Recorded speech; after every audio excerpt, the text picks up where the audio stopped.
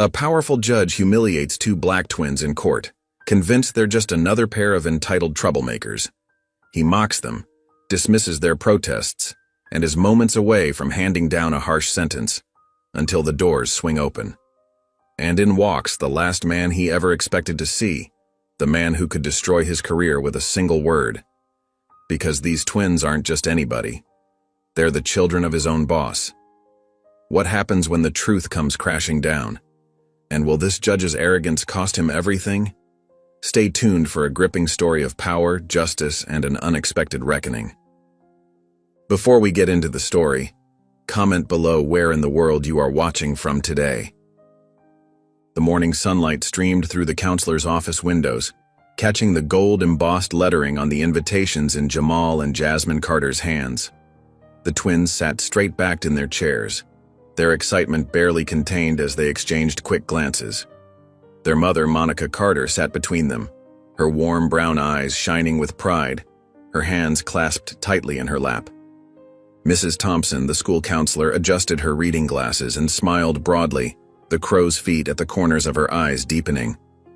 I have to say, in all my years here at Roosevelt High, I've rarely seen students with such outstanding achievements.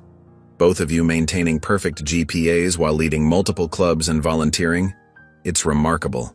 Your dedication truly sets you apart. Jamal's fingers tightened around his invitation, creating small creases in the thick paper. We've worked hard for this, he said, his voice steady but thrumming with energy. This scholarship could help me get into the law program I've been dreaming about. There's so much work to be done in our justice system.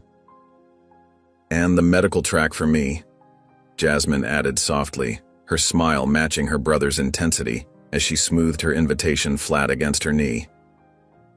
Being able to attend an Ivy League school would open so many doors. The opportunities for research alone are incredible. Mrs. Thompson nodded, shuffling through their files on her desk, the papers rustling in the quiet office. Your applications are exceptional. Jamal, your essay on civil rights reform was particularly powerful. And Jasmine, your research project on healthcare disparities in underserved communities was brilliant. The passion you both show comes through in everything you do. Monica placed a gentle hand on each of her children's shoulders, feeling their nervous energy beneath her touch. They've always pushed each other to excel, she said, her voice warm with maternal pride. When one stays up late studying, the other won't go to bed either. I've lost count of how many times I've found them asleep at the kitchen table with their books still open. Mom? Both twins protested in unison, their cheeks flushing slightly, causing everyone to laugh. This luncheon next week, Mrs. Thompson continued, tapping the invitations with her index finger, will put you in front of the scholarship committee directly. It's a rare opportunity. They don't often meet with candidates personally. Jamal leaned forward, his expression serious, shoulders squared with determination. I want them to know that this isn't just about getting an education for myself. Every opportunity we get has to be used to create real change. The law needs to work for everyone, not just the privileged few. We need voices from all communities in these conversations. Jasmine nodded in agreement, her hands folded neatly in her lap. And in medicine, we need doctors who understand different communities, who can relate to their patients. That's the kind of doctor I want to be. Someone who sees the whole person, not just the symptoms. Monica squeezed their shoulders gently, feeling a familiar surge of emotion. I'm so proud of you both, she said, her voice thick with emotion. But remember what we've always talked about. Stay grounded. These opportunities came through hard work, yes, but they also come with responsibility. Your father and I have always taught you that. Your mother's right, Mrs. Thompson agreed, pushing her glasses up on her nose. These scholarships are life-changing. You've earned this chance, but it's what you do with it that matters most. I have no doubt you'll make the most of it. As they stood to leave, Mrs. Thompson handed them each a folder with additional information about the luncheon, the glossy paper catching the light. Walking down the school corridor afterward, their footsteps echoed with purpose against the polished floors. Monica pulled out her phone, quickly dialing her husband's number. Marshall? Yes, we just finished with Mrs. Thompson, Monica spoke into the phone, her face glowing with joy. The kids got the invitations to the scholarship luncheon. Yes, both of them. She listened for a moment, then smiled warmly. Dinner tonight? Perfect. The kids will love that. They deserve to celebrate. Jamal and Jasmine walked ahead, their heads close together as they discussed their dreams for the future, their whispered conversation punctuated by occasional laughs.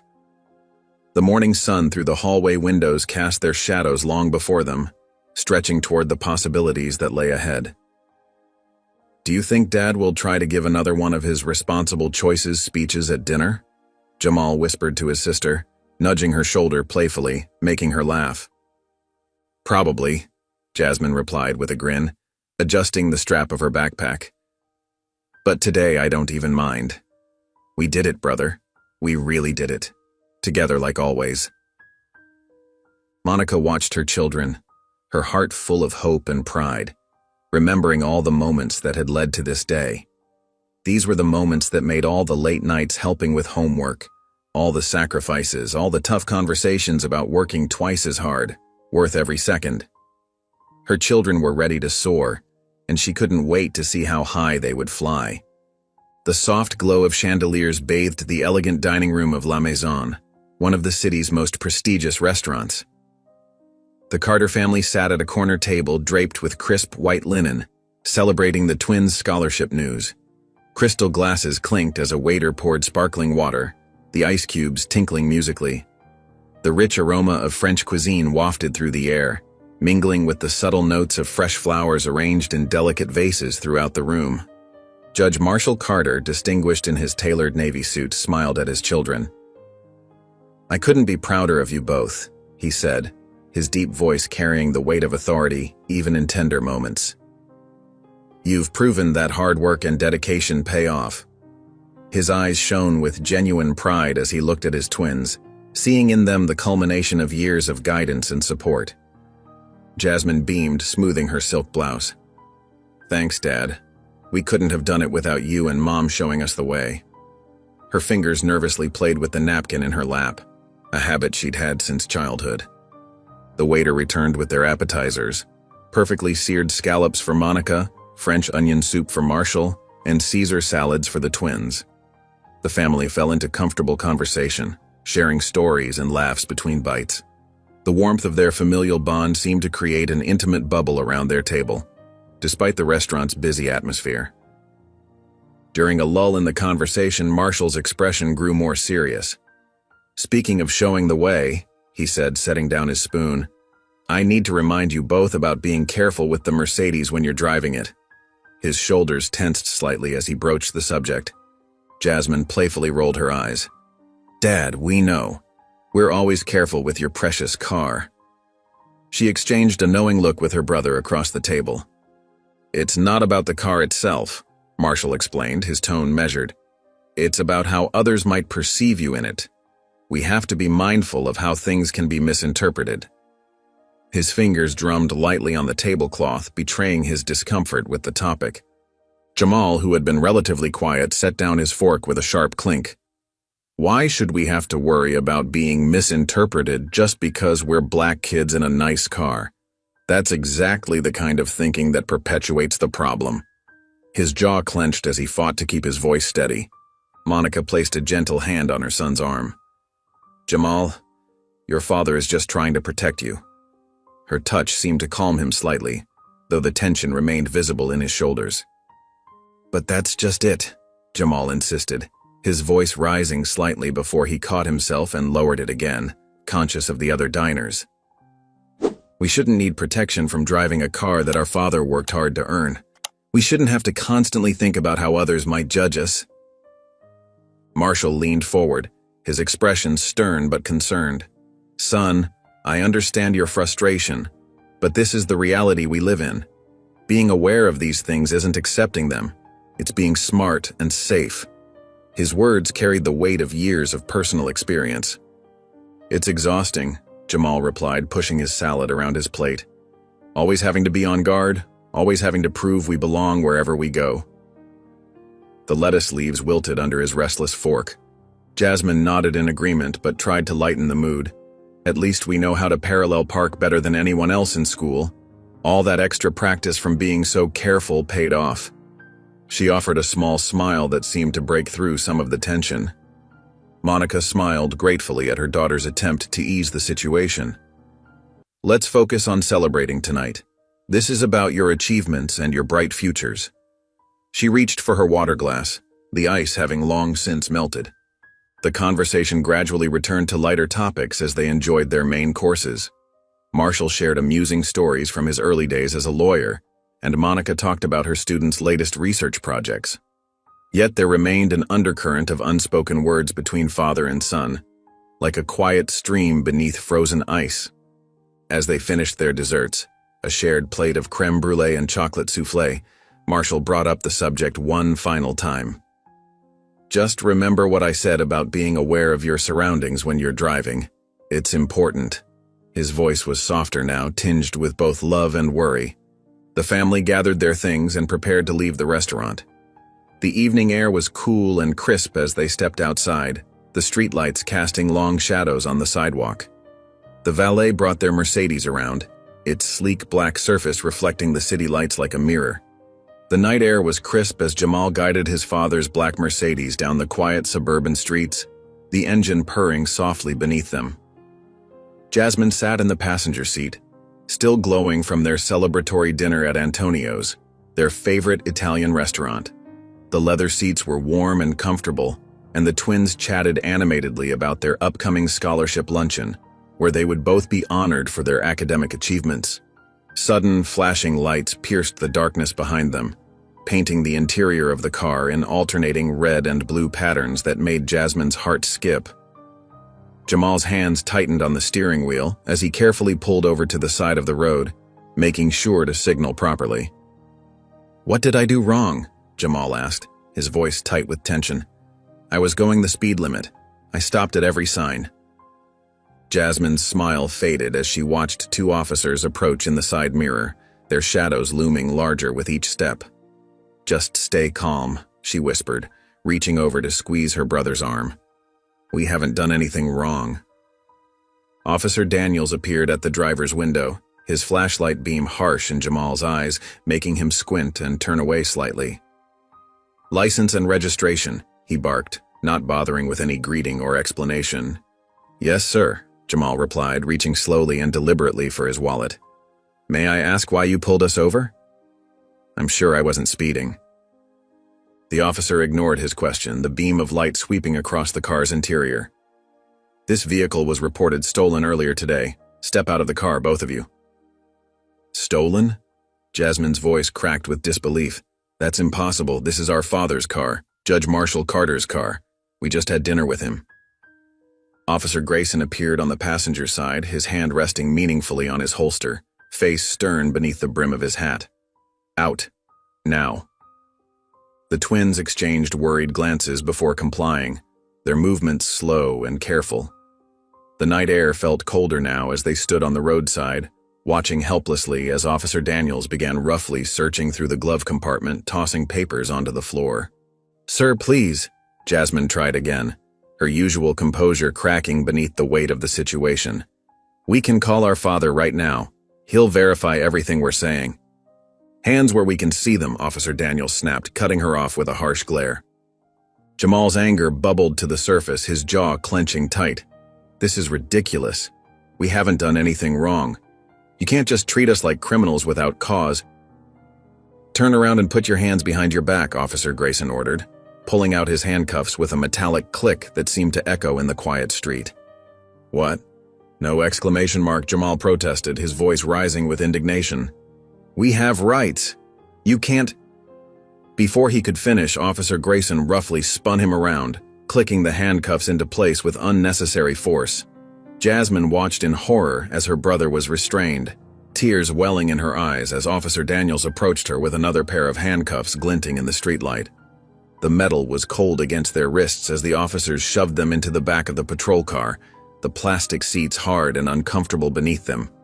Through the window, they could see the officers continuing to search their father's Mercedes, pulling out bags and belongings, carelessly scattering their dinner leftovers across the seats like so much garbage. Jasmine's shoulders shook as she tried to hold back tears, Her college acceptance letter crumpled somewhere in the mess they were making of the car. Jamal's hands trembled, but not from fear, from pure, burning anger at the injustice of it all. They sat in silence as the patrol car's engine roared to life, watching helplessly as they were driven away from their father's car, still sitting abandoned on the side of the road with its doors hanging open. In the harsh interior light of the police car, brother and sister locked eyes, sharing a look of disbelief and dawning understanding. This was exactly what their father had warned them about during countless dinner table conversations, but experiencing it firsthand was something neither of them had been truly prepared for. No amount of careful preparation or privileged upbringing could shield them from this reality. The holding cell's fluorescent lights buzzed overhead, casting harsh shadows across the concrete floor. Jamal and Jasmine sat side by side on a cold metal bench, their shoulders touching, seeking comfort in each other's presence.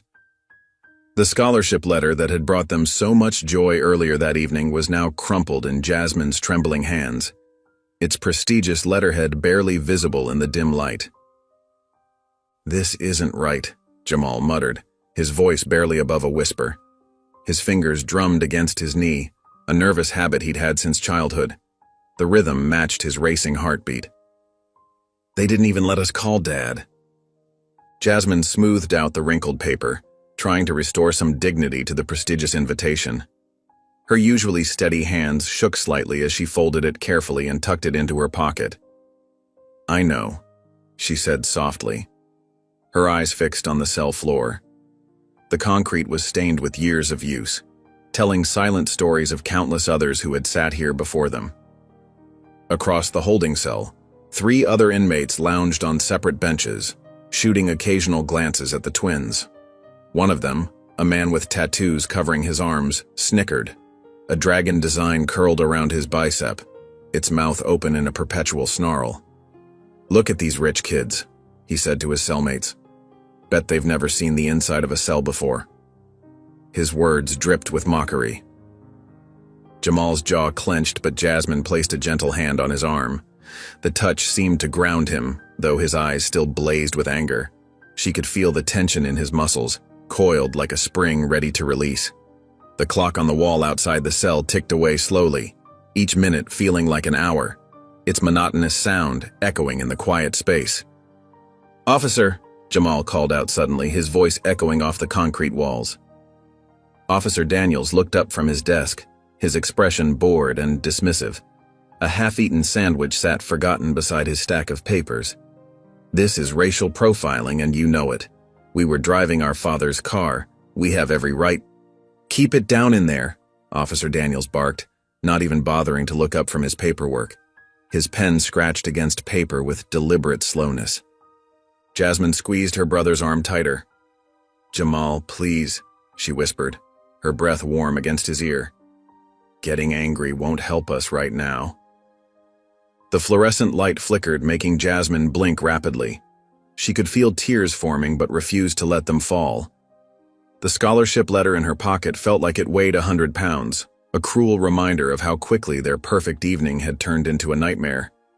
The paper's edges pressed against her leg, a constant reminder of what was at stake. Hours passed in uncomfortable silence. The other inmates eventually lost interest in the twins, turning their attention to their own troubles.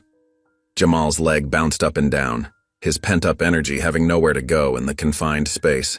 His mind raced with thoughts of filing complaints, of exposing the officer's behavior, of fighting back against the system that had put them here.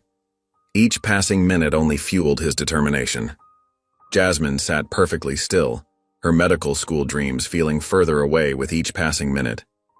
Her fingers found the scholarship letter again, touching it through her pocket, feeling the creases and wrinkles that now marred its pristine surface. The paper felt like a metaphor for their evening. What had started as something perfect was now damaged and twisted, just like their faith in justice. The twins sat motionless in their shared misery, the harsh reality of their situation weighing heavily on their shoulders. The cell bars cast long shadows across their faces, a physical reminder of their powerlessness in this moment. The metal was cold and unyielding against their backs. Outside, the world continued to move, but inside the holding cell, time seemed to stand still, leaving them trapped in an endless night of uncertainty and unspoken fears. The holding cell's dim fluorescent lights cast sickly shadows across the grimy floor, buzzing intermittently like dying insects. Jamal paced back and forth, his polished dress shoes from dinner now scuffed and dirty, each step leaving faint marks on the concrete. Jasmine sat quietly on the metal bench, her fingers working to smooth out the wrinkles in her scholarship letter. A futile attempt to preserve something beautiful in this ugly place, the paper growing softer with each nervous touch. The air was thick with the smell of unwashed bodies and despair, mixed with the sharp tang of industrial cleaner that did little to mask the underlying stench. Other inmates watched the twins with a mix of curiosity and contempt. Their pristine clothes and obvious discomfort marked them as outsiders, like exotic birds trapped in a cage meant for pigeons. The silk of Jasmine's dinner dress seemed to mock them all, a splash of elegance in a world of orange jumpsuits and desperation. "Would you stop pacing?" Jasmine whispered to her brother, her voice trembling slightly. "You're making me more nervous than I already am." Her hands clutched the letter tighter, the paper crinkling beneath her manicured fingers. Jamal's fists clenched at his sides, his knuckles turning white with suppressed rage. "How can you just sit there? They can't do this to us. We didn't do anything wrong. This is exactly what Dad doesn't want to see." His voice cracked on the last word, betraying the fear beneath his anger. A harsh laugh echoed from the corner. A young man about their age, with hard eyes and a jagged scar above his eyebrow, pushed off the wall, moving with the practiced swagger of someone familiar with the system. "What's wrong, rich boy? You look like you don't belong here." His voice dripped with mockery, drawing knowing chuckles from the other inmates. The fluorescent light caught the crude tattoos on his neck, marking him as someone who'd seen far worse than this night. Another inmate, sprawled on a bench nearby, joined in, scratching at his stubbled chin. "What they got you for? Being too perfect? Daddy's credit card stopped working?" His yellowed teeth flashed in a predatory grin. Jamal took a step toward them, his body coiled like a spring, but Jasmine's hand shot out, grabbing his sleeve. Her fingers dug into the expensive fabric of his dinner jacket, leaving small creases. "Don't," she warned quietly, her eyes pleading. "It won't help anything."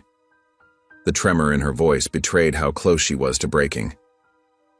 Heavy footsteps approached the cell, echoing off the concrete walls. Officer Daniels appeared, his face set in a smirk as he tapped his baton against the bars, creating a metallic rhythm that set everyone's teeth on edge. "No phone calls till processing is done," he announced, his eyes fixed on the twins with barely concealed satisfaction. The badge on his chest caught the harsh light, a symbol of authority that now seemed more threatening than protective. "That's not right," Jamal protested, stepping closer to the bars. "We have the right to—" The officer's laugh cut him off, sharp and cruel. "Rights? You should have thought about those before stealing that fancy car." He turned and walked away, his boots echoing down the corridor like thunder, leaving behind a silence heavy with unspoken fears. The hours crawled by like years, marked only by the occasional shout from another cell or the distant slam of metal doors. The scholarship letter in Jasmine's hands became more wrinkled with each passing minute, the creases forming a map of their desperation. She'd been so proud of it earlier, showing it to their parents at dinner. Now it felt like a cruel joke, a reminder of how quickly dreams could turn to dust. The Harvard letterhead seemed to mock her from beneath the folds. Jamal finally stopped pacing and slumped down beside his sister, the fight draining from his body. His anger had settled into something deeper, something that burned in his chest like acid. The pristine future they'd imagined, him in law school, her in medical school, seemed to blur and fade with each tick of the clock on the wall, like a photograph left too long in the sun. His fingers traced absent patterns on his knee, remembering how just hours ago they'd been holding crystal water glasses at one of the city's finest restaurants.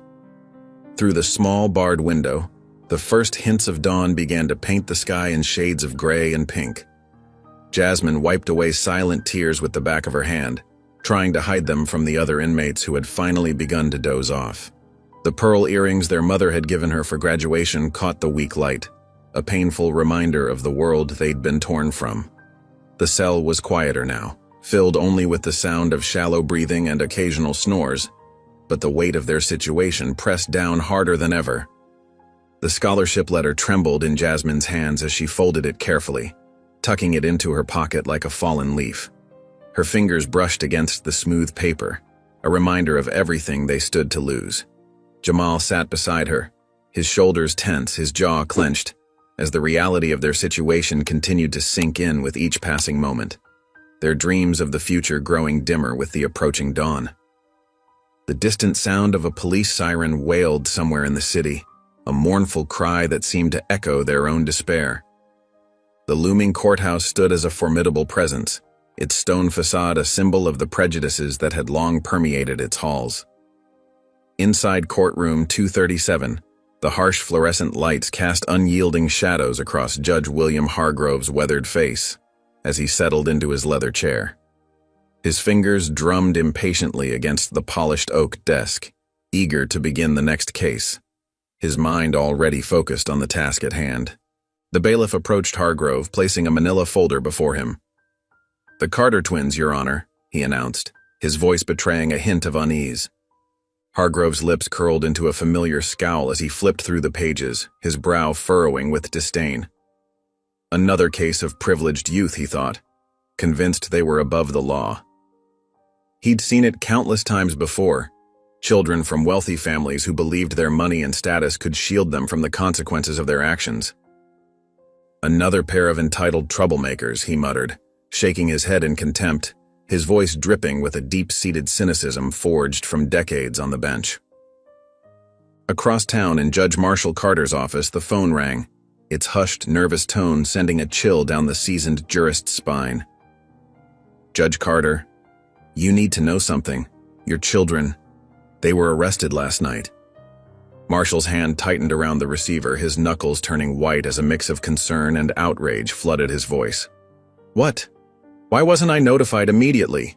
he demanded, his mind racing with the implications of this news. "Sir, there's more. Judge Hargrove is presiding over their case." The name hit Marshall like a physical blow, its bitter taste lingering on his tongue.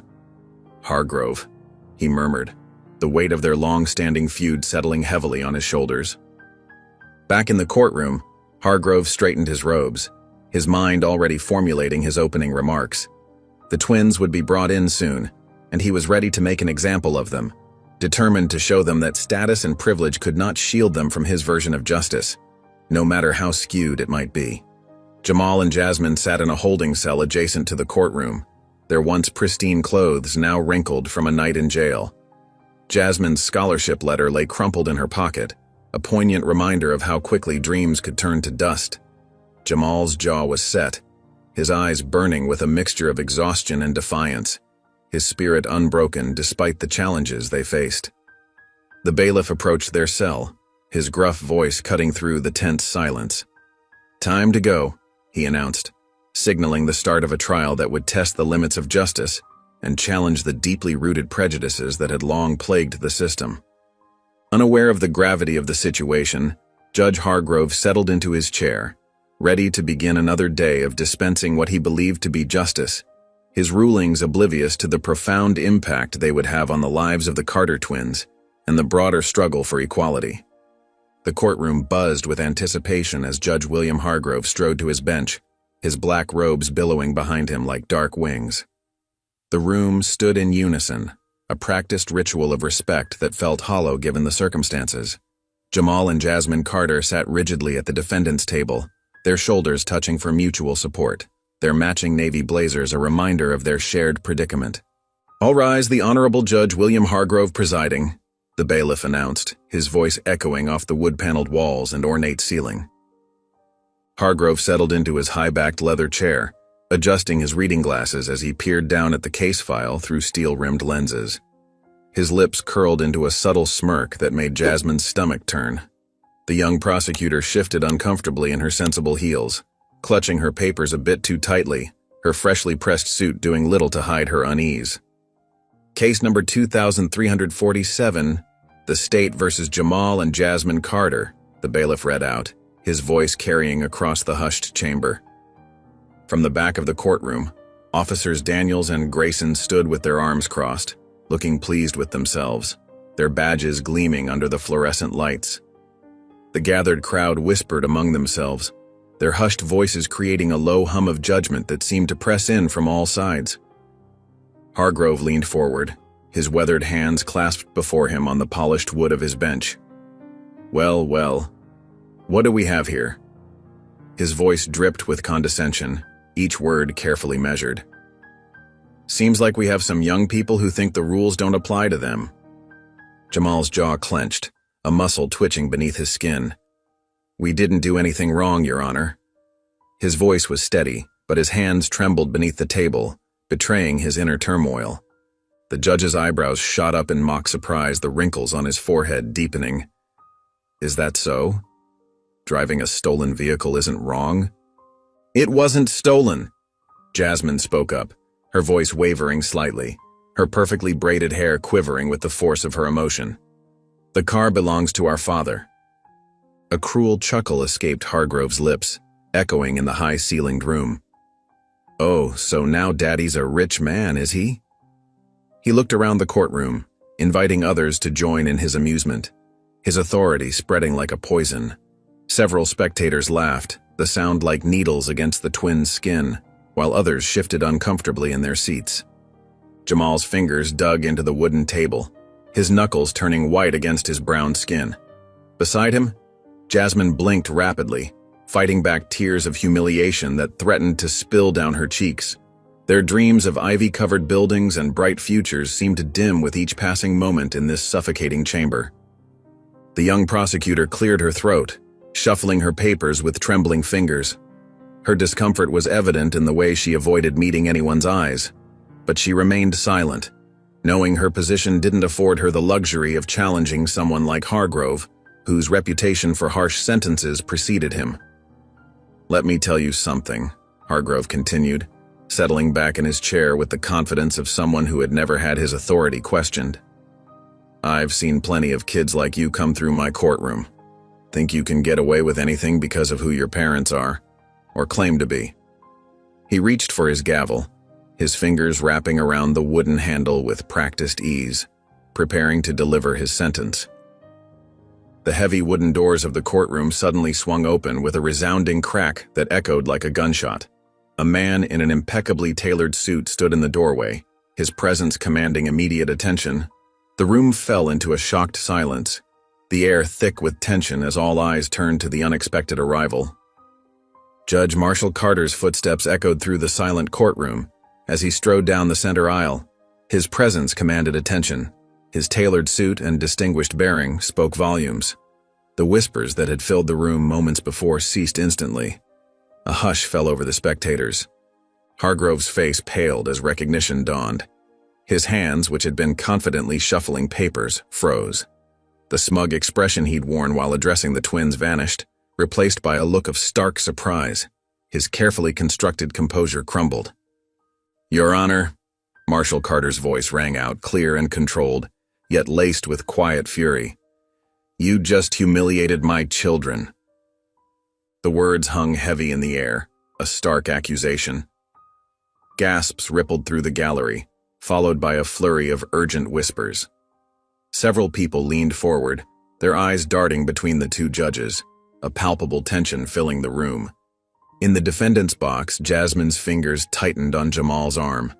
Her brother sat straighter, his chin lifted, a newfound strength in his posture. Their father's presence was a shield, a balm to their wounded pride. The shame that had colored their cheeks moments before faded, replaced by a quiet dignity. Officer Daniels and Officer Grayson shifted uncomfortably against the back wall. Their earlier swagger was gone, replaced by stiff postures and averted gazes. They seemed to shrink under the weight of Marshall Carter's righteous anger. The prosecutor meticulously rearranged her papers, her head bowed low, avoiding eye contact. Hargrove's mouth opened and closed, but no words came out. His hands clenched to the edge of his bench, his knuckles bone-white against the dark wood. The authority he'd wielded so carelessly moments before seemed to evaporate under Marshall Carter's unwavering gaze. His carefully constructed facade shattered. Hargrove began, his voice catching. The incomplete word hung in the air, a testament to his sudden, profound shock. He was speechless, his usual glibness abandoned. The twins watched as their father approached the bench, each step measured and deliberate. The same man who had cautioned them about driving his Mercedes now stood as their unwavering defender, his very presence transforming the courtroom's atmosphere. For the first time since their arrest, a flicker of hope replaced the despair in their eyes. A silent promise passed between father and children. Hargrove sat high above, yet he had never appeared smaller in his own courtroom. The gavel, which had seemed a weapon moments before, lay forgotten on his desk, as powerless as his previous authority. His arrogance had been stripped bare. The clock's steady ticking filled the courtroom as Judge Marshall Carter stood before Judge Hargrove's bench. The fluorescent lights cast harsh shadows across Hargrove's now pale face as he gripped the edge of his desk, his knuckles turning white with tension. Beads of sweat dotted his forehead, betraying his growing discomfort. I was simply following standard procedure, Hargrove stammered, his earlier confidence evaporating like morning dew. His voice cracked slightly on the last word, a far cry from his usual authoritative tone. Marshall Carter's eyes narrowed. Were you? Or were you following your assumptions? His words cut through the air like a blade. Because from where I stand, you took one look at my children and decided their guilt before hearing a single fact. The controlled anger in his voice made the words even more powerful. Jamal and Jasmine sat straighter in their chairs, their exhaustion temporarily forgotten as they watched their father command the room. Jasmine's fingers still clutched her crumpled scholarship letter, but now it felt like a badge of honor rather than a mark of shame. Her brother's jaw clenched and unclenched as he fought to contain his emotions. The procedure, Marshall continued, his voice steady but charged with emotion, would have been to review the evidence, to notice that the car was registered to a federal judge, to question why two honor students with no prior records would suddenly decide to steal a car. Each point landed like a hammer blow, methodically dismantling Hargrove's defense. Hargrove's mouth opened and closed, but no words came out. The prosecutor shuffled her papers, keeping her eyes down but clearly relieved that someone had finally challenged the judge's bias. Her shoulders relaxed slightly as if a weight had been lifted. Instead, Marshall pressed on, you chose to mock them, to assume they were lying about their father, to treat them like common criminals because of how they look. His words echoed off the wood-paneled walls, filling every corner of the courtroom. Officers Daniels and Grayson shifted uncomfortably at the back of the courtroom. Their earlier smugness had vanished, replaced by the dawning realization that they'd made a catastrophic error in judgment.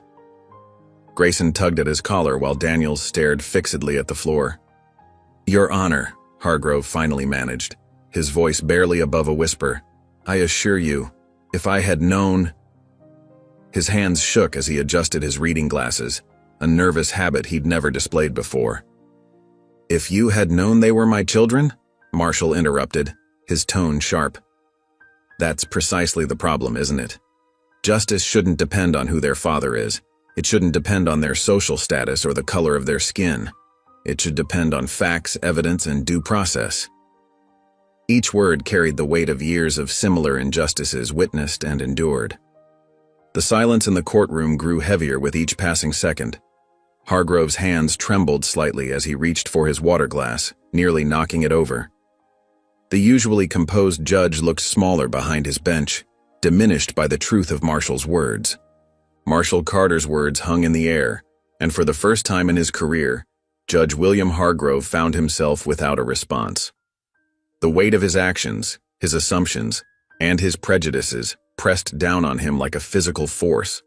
The ticking of the clock seemed to grow louder, marking each moment of his painful self-realization. The Carter family's living room was illuminated only by a single table lamp, casting long shadows across their faces. The familiar space felt different tonight, heavier, colder, like the warmth had been sucked out by the day's events. Jamal's footsteps echoed against the hardwood floor as he paced back and forth, his shoulders tense with barely contained rage. Each step seemed to carry the weight of accumulated injustices. Jasmine sat perfectly still on the leather couch, her arms wrapped tightly around herself as if trying to hold something together that was threatening to break apart, her usually bright eyes now dim with disappointment. Judge Marshall Carter stood by the fireplace, his usual commanding presence diminished by the weight of the evening's events. His fingers traced the mantel absently, searching for stability in the familiar texture. Monica perched on the armchair, her eyes following her husband's movements with concern, her hands clasped tightly in her lap. The silence shattered when Jamal's fist suddenly connected with the wall. The thud made everyone jump, the sound like a gunshot in the quiet room. "What's the point?" he demanded, his voice raw with emotion, cracking slightly on the last word. "What's the point of working twice as hard if people like Hargrove will always see us as criminals?" His hand trembled as he pulled it away from the wall, leaving a small dent in the pristine paint. A few flakes of white drifted to the floor like snow. Jasmine's voice came out barely above a whisper, but in the quiet room, everyone heard her clearly. Her words carried the weight of shattered illusions. "Maybe Dad's wrong. Maybe people like Hargrove don't change." Marshall Carter's spine stiffened at his daughter's words, as if physically struck. He'd spent his entire career believing in justice, in the system's ability to correct itself. But tonight, that belief felt hollow, like a foundation crumbling beneath his feet. Monica watched her husband carefully, noting how his usual confidence seemed to crack around the edges, spreading like fissures in glass. "All those times you told us to trust the system," Jamal continued, turning to face his father. His eyes glistened with unshed tears of frustration, reflecting the dim lamplight. "All those lectures about playing by the rules, about doing things the right way." He threw his hands up in defeat, the gesture both angry and helpless. "Dad, you keep saying the system works, but did it work for us? Did it work for us today?"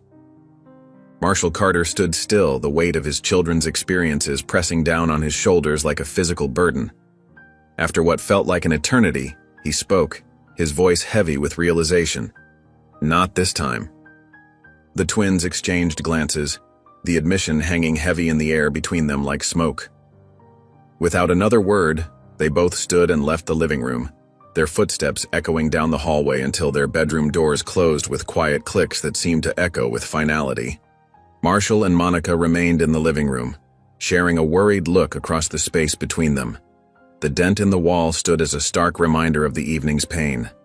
For the first time in his long career, Marshall Carter found himself questioning whether the system he had dedicated his life to defending might be fundamentally broken, and whether his unwavering faith in it had somehow failed his children. The Sunday morning sunlight streamed through the kitchen windows, but it did nothing to warm the cold atmosphere inside. The usual cheerful clinking of plates and glasses was replaced by heavy silence, broken only by the occasional scrape of a fork against china. Even the birds outside seemed to sense the tension, their usual morning songs muted and distant. Jamal pushed his eggs around his plate, his jaw clenched tight. The memories of the holding cell were still fresh, making his stomach turn at the thought of food. The feel of cold metal handcuffs still ghosted around his wrists. Across from him, Jasmine sat with perfect posture, but her eyes remained fixed on her untouched breakfast. Her fingers absently traced the edge of her water glass, around and around, the repetitive motion betraying her anxiety. Judge Marshall Carter cleared his throat, the sound startlingly loud in the quiet room.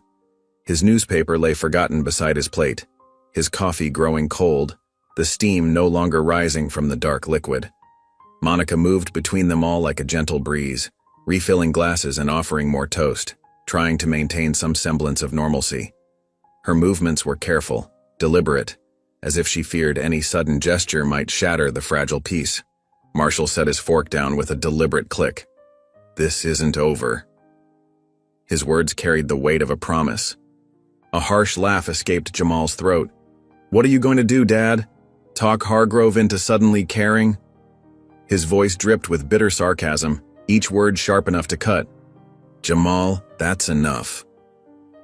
Monica's gentle rebuke cut through the tension, but Jasmine finally lifted her head, her eyes reflecting a mix of fear and determination. "Mom, what if he's right?" Her voice was soft but clear, trembling slightly. What if this is just how things are? The defeat in her tone made Monica's heart ache, and she paused in her endless tidying. Marshall's expression hardened, his shoulders squaring. Then we change things. We don't sit back and let them win. The words carried the weight of his years on the bench, of all the battles he'd fought and won, and some he'd lost. Jamal shook his head, pushing his plate away with barely contained frustration. People like Hargrove don't lose, Dad. The words hung heavy in the air, a challenge and an accusation rolled into one, laden with the weight of recent experience. Monica reached across the table, placing her hand gently over her husband's. Her touch was soft, but her eyes were worried, lines of concern etched around them. Going after a sitting judge isn't easy. Be careful. Her words carried both warning and support. The silence that followed was deafening. Marshall pushed back from the table, his chair scraping against the floor like a harsh whisper. Without another word, he stood and walked toward his office, his footsteps echoing down the hallway, each one a reminder of the distance growing between him and his children. Jamal and Jasmine exchanged a look across the table, a silent conversation passing between them, the kind only twins could understand. The twins who had once believed so strongly in their father's vision of justice now found themselves questioning everything they'd been taught to believe in, their faith in the system crumbling like the uneaten toast on their plates.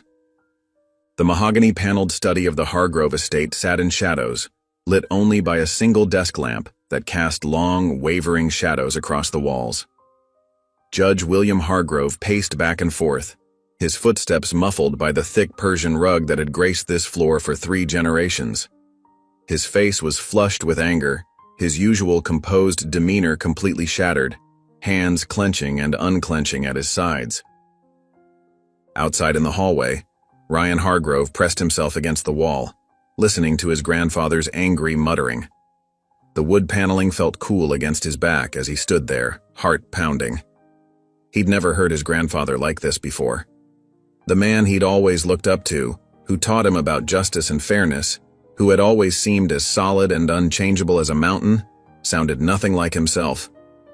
The nerve of that man, Hargrove spat, shuffling papers on his desk with trembling hands.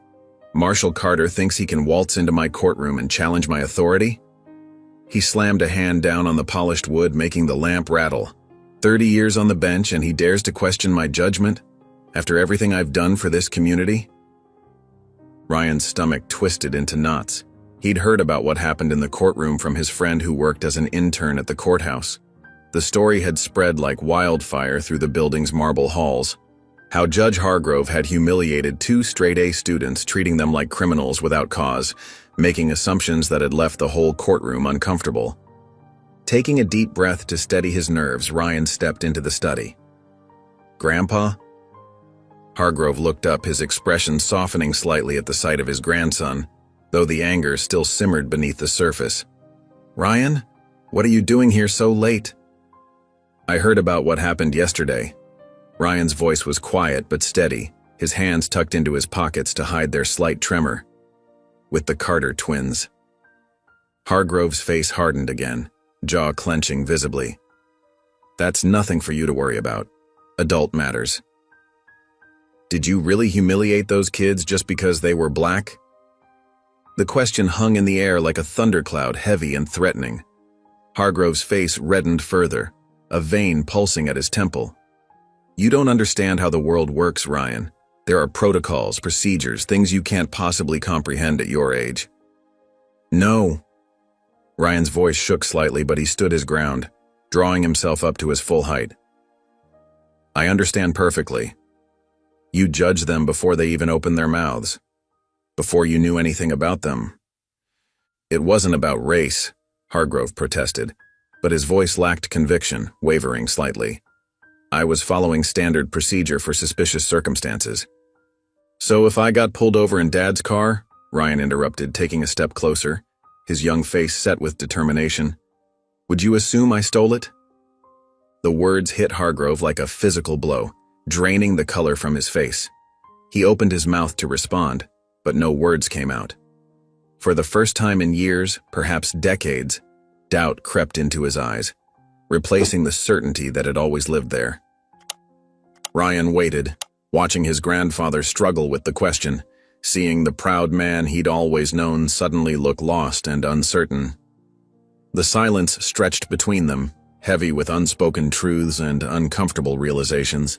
Finally, Ryan turned and walked out of the study, his footsteps echoing in the hallway, leaving his grandfather standing alone in the lamplight, the certainty of his convictions crumbling around him like a castle made of sand. The afternoon sun filtered through Ryan Hargrove's bedroom window as he sat at his desk, phone in hand. His fingers hovered over the keyboard, trembling slightly. The words seemed both too simple and too heavy. "Hey, we need to talk." Sweat beaded on his forehead despite the cool air from his ceiling fan. He deleted the message 3 times before writing it again. Each time, the same doubt crept in. What right did he have to reach out to them? Would they even want to hear from him? His stomach churned as he thought about what his grandfather had done. The weight of shame pressed down on his shoulders like a physical burden. The message sat there, waiting to be sent. Ryan ran his hand through his dark hair, remembering how his grandfather had always taught him about dignity and respect. Now those lessons felt hollow, like empty words from a man who didn't practice what he preached. The framed family photo on his desk seemed to mock him with its perfect smiles and carefully arranged poses. Across town, Jasmine Carter's phone buzzed on her desk. She picked it up, her eyes widening slightly as she read the message. "Ryan wants to meet," she said, turning to Jamal, who was sprawled on her bed, attempting to study but mostly just staring at the ceiling. Her chemistry textbook lay forgotten beside her, pages marked with neat, colorful notes. Jamal's face hardened instantly. "And say what? Sorry my grandpa is racist?" His voice dripped with sarcasm, but Jasmine could hear the hurt beneath it. He picked at a loose thread on her bedspread, avoiding her gaze. She twisted a strand of her hair, considering.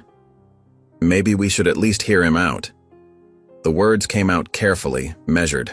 She'd always been the more diplomatic twin. The afternoon light cast shadows across her face as she watched her brother's reaction. "No," Jamal said firmly, sitting up. "We don't owe him anything." His hands clenched into fists, then relaxed.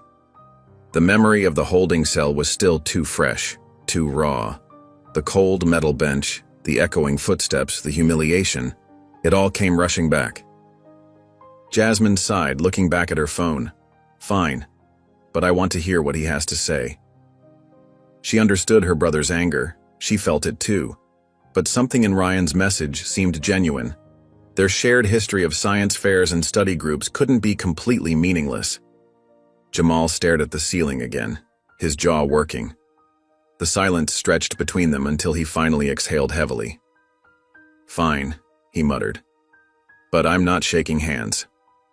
His voice carried the weight of their father's disappointment and their mother's quiet fury. Jasmine's fingers moved quickly over her phone screen, typing out the response. "Meet us tomorrow. 6 p.m. cafe near our school." She hit send before she could second-guess herself. In his bedroom, Ryan's phone buzzed. He read the message, letting out a long breath he hadn't realized he'd been holding. The knot in his stomach tightened. Tomorrow would be the hardest conversation of his life.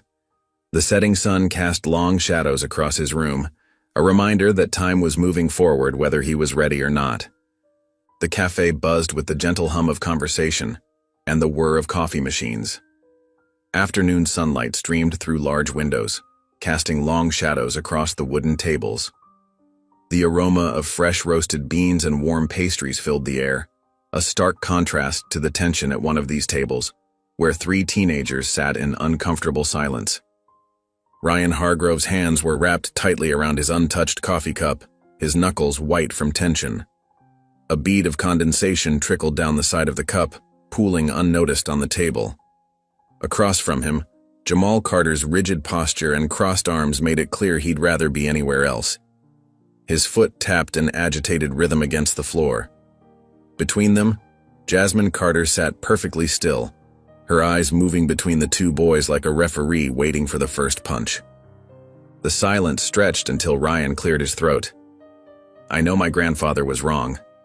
His voice came out smaller than he intended, barely carrying over the cafe's ambient noise. He shifted in his seat, the leather cushion creaking beneath him. Jamal leaned forward, his eyes blazing with barely contained anger. "Oh, do you?" The words dripped with sarcasm. His fingers drummed against his bicep, each tap like a countdown to explosion. Ryan's shoulders hunched as he stared down at his coffee. "I don't know how to fix it, but I want to try." The admission felt weak even to his own ears, and he watched a wisp of steam curl up from his cup, wishing he could disappear with it. Jasmine watched her brother carefully, noting how his jaw clenched and unclenched. The cafe seemed to grow quieter around them, as if holding its breath. She could feel the weight of unspoken words hanging in the air between them. "You want to fix it?" Jamal's voice rose slightly, drawing glances from nearby tables. "Then go tell your grandfather to admit he's a racist and step down." His words cut through the cafe's peaceful atmosphere like a knife. Ryan flinched as if he'd been slapped. His face paled as he struggled to find words, lips moving soundlessly before managing to speak. I don't know if he's ready for that." He wrapped his arms around himself as if trying to hold himself together. The response ignited something in Jamal. His hand came down hard on the table, making their cups rattle and coffee slosh dangerously close to the rims. "Then why are we even talking?" Several heads turned their way, conversations falling silent. A barista paused mid-pour, watching the scene unfold. Jasmine finally broke her silence, her voice calm but firm. "Because at least he's here." Jamal pushed his chair back with a harsh scrape against the floor. "We're done here." He stood up, trembling with barely contained rage, his shadow looming over the table. Jasmine remained seated, her eyes fixed on Ryan's dejected form. The boy who had always carried himself with the confidence of his family name now looked lost and small, like a child who'd just discovered the world wasn't as simple as he'd been taught. As Jamal stormed toward the door, Jasmine leaned across the table. "Prove him wrong," she said quietly, her words carrying both a challenge and a thread of hope. Ryan nodded slowly, watching as the Carter twins left the cafe. The door's bell chimed their exit, leaving him alone with his cold coffee and heavy thoughts. The afternoon sun continued to stream through the windows, indifferent to the weight of the moment that had just passed. The grandfather clock's steady ticking echoed through the Hargrove estate, each sound marking another moment of tension. The antique timepiece had witnessed generations of family discussions, but none quite like this. Ryan Hargrove stood outside his grandfather's study, his heart pounding against his ribs. The polished wooden door loomed before him like a barrier between truth and denial, its brass handle gleaming in the afternoon light. Taking a deep breath, he pushed it open. Judge William Hargrove sat behind his massive mahogany desk, reading glasses perched on his nose as he reviewed case files. Stacks of legal documents surrounded him like paper fortresses. He barely looked up when Ryan entered, maintaining the air of authority that had defined him for decades on the bench. "Grandpa," Ryan said, his voice steadier than he felt, his hands clenched at his sides. "We need to talk." Hargrove glanced up, removing his glasses with deliberate slowness. "What is it, Ryan?" "I'm rather busy with these appeals." Ryan stepped closer to the desk, his fingers brushing against the smooth wood that had been polished to a mirror shine. "I met with Jamal and Jasmine yesterday." A flash of irritation crossed Hargrove's face, deepening the lines around his mouth. He scoffed, leaning back in his leather chair, which creaked under his weight. "Let me guess. They're still playing the victim?" The dismissive tone in his grandfather's voice made Ryan's blood boil. His shoulders tensed as he struggled to maintain his composure. "No, Grandpa. They're telling the truth, and you refuse to see it." Hargrove shook his head, waving his hand dismissively as if shooing away an annoying fly. "I applied the law fairly. That's my job. It's what I've always done." Something snapped inside Ryan. He slammed his fist on the desk, making the brass lamp rattle and several papers flutter to the floor. "No! You humiliated them. You assumed they were criminals before you even read their case. You saw their skin color and nothing else." Hargrove's face darkened like storm clouds gathering. His voice took on a dangerous edge that had silenced countless courtrooms. Watch your tone, Ryan. Ryan didn't back down. Instead, he leaned forward, meeting his grandfather's stern gaze with fierce determination. You always told me to stand up for what's right. I'm doing that now. But you? You're a coward hiding behind your gavel and your privilege? The words hung in the air like smoke, bitter and suffocating. Hargrove's face paled, his mouth opening slightly in shock. He'd never heard such defiance from his grandson, never seen such disappointment in those young eyes that usually looked at him with admiration. Ryan turned and stormed out of the study, the door slamming behind him with a thunderous crack that seemed to shake the very foundation of the house. Alone in his study, Judge William Hargrove sat back in his chair, staring at the closed door. His chest felt tight, as if someone had wrapped iron bands around his ribs. The grandfather clock continued its relentless ticking, counting down the moments of his certainty. For the first time in his long career, he wondered if he was truly the man he thought he was, or if his grandson's words had finally exposed the truth he'd been denying all along. Judge William Hargrove's chambers felt unusually cold that Wednesday morning, despite the warm sunlight streaming through the tall windows. The familiar space, usually a sanctuary of certainty and authority, now seemed to mock him with its grandeur. His grandson Ryan's words from the night before kept echoing in his mind. You're a coward. The accusation had cut deeper than any he'd faced in his 40 years on the bench. Hargrove's fingers drummed against his polished desk, his wedding ring making a soft tapping sound that seemed to count out his mounting anxiety. The morning's coffee sat untouched, growing cold beside a stack of case files, its bitter aroma a reminder of countless mornings spent delivering what he'd always believed was justice. His eyes kept drifting to the Carter twins file, its edges worn from his constant handling over the past few days, each crease a testament to his growing unease. The door creaked open, and Sarah Mills, his court clerk of 15 years, stepped in quietly. Her sensible heels clicked against the hardwood floor as she approached his desk with another stack of papers. She noticed something different about the judge, his usual stern demeanor replaced by something she'd never seen before: doubt. The change was subtle, but unmistakable in the slump of his shoulders and the deep lines around his mouth. Sir, your next case is ready, she said, placing the new file carefully on his desk. The Thompson hearing starts in 30 minutes. Her familiar efficiency felt like a lifeline to normalcy he couldn't quite grasp. Hargrove barely registered her words. Instead, he reached for the Carter twins file, opening it with trembling fingers. His own handwriting jumped out at him. Entitled Troublemakers scrawled in angry blue ink across the top. The words made his stomach turn, a physical reaction to his own prejudice he could no longer ignore. What if I was wrong? He whispered, not realizing he'd spoken aloud. The question hung in the air like a confession. Sarah paused at the door, surprised by the vulnerability in his voice. She'd never heard Judge Hargrove question himself before. In all their years working together, he'd been a pillar of unwavering conviction. His father's voice, a ghost from the past, whispered in his mind, "Justice isn't about emotions. It's about control." The words that had guided his entire career now felt hollow, even cruel.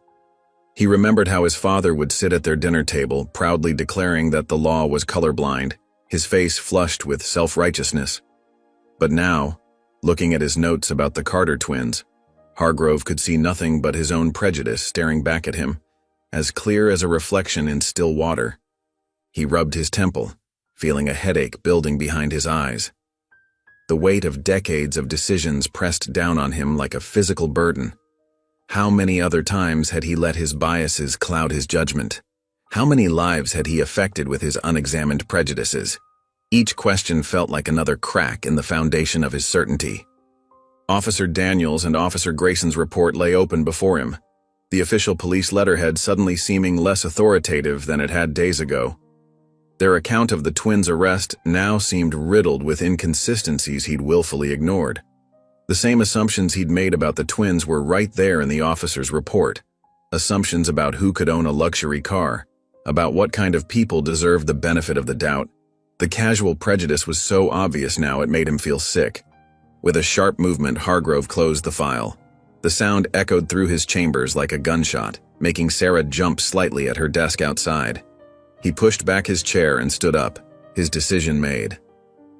For the first time in his career, he wasn't interested in being right. He wanted to understand how he'd been wrong. The realization felt like both an ending and a beginning. Judge William Hargrove stood at the bottom of the courthouse steps, his heart pounding harder than he'd like to admit. The building that had been his second home for decades now felt oddly intimidating. Each step up seemed to require more effort than the last, his polished shoes scuffing against the worn stone. Inside, the familiar marble halls echoed with his footsteps. Court staff who usually greeted him warmly now seemed to avoid his gaze, some suddenly finding urgent paperwork to examine or conversations to have in hushed tones. The weight of his recent actions pressed down on his shoulders like a heavy cloak, making him feel every one of his years. When he reached Judge Marshall Carter's office, he paused. Through the frosted glass, he could make out several figures, their shadows moving like accusatory ghosts. His hand trembled slightly as he knocked, his wedding ring tapping against the wooden doorframe. "Come in," Marshall's voice commanded, firm and resolute. Hargrove entered to find not only Marshall but also Jamal and Jasmine Carter. The twins sat in chairs to the side of their father's desk, their presence making the spacious office feel suddenly cramped. Jasmine's face remained neutral, her hands folded carefully in her lap, but Jamal's eyes burned with barely contained anger, his fingers gripping the armrests of his chair. Marshall Carter sat behind his desk, his posture rigid and unwelcoming. The morning sun streaming through the window behind him cast his face in shadow. "I assume you're not here to defend yourself," he said, his voice carrying the weight of authority Hargrove usually wielded himself. Hargrove swallowed hard. "No." The twins exchanged a quick glance, surprise flickering across their faces. Jasmine's eyebrows lifted slightly, while Jamal's scowl deepened. Hargrove cleared his throat, fighting against years of ingrained pride and prejudice that seemed to stick in his chest like thorns. "I want to understand why you think I was wrong," he managed to say, the words feeling foreign on his tongue, each syllable a small battle against his ego. Jamal's response came quick and sharp like a knife. "You didn't listen to us. You saw two black kids and assumed the worst." His voice trembled with the weight of accumulated injustices. Hargrove felt his body stiffen at the accusation, old defenses threatening to rise like armor he'd worn too long. But before he could speak, Marshall cut in, his steady voice filling the tension-thick air.